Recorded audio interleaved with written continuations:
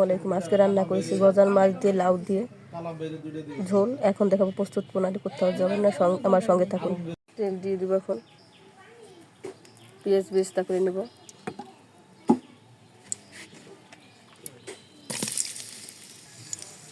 পেঁয়াজ বেরেস্তা হয়ে গেছে, এখন নামিয়ে নেব।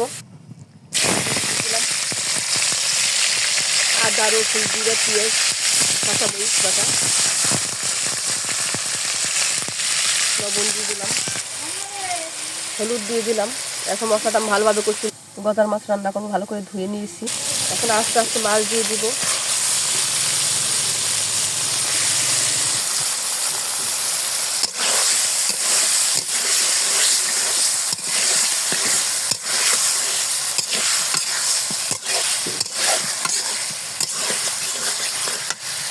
সামান্য পানি দিয়ে দেবো এখন মাছটা কষানোর জন্য।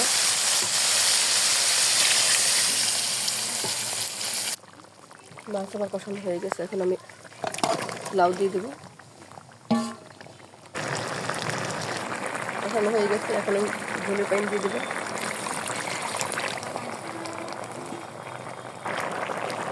রান্না আমার এখন হয়ে গেছে। এলাচ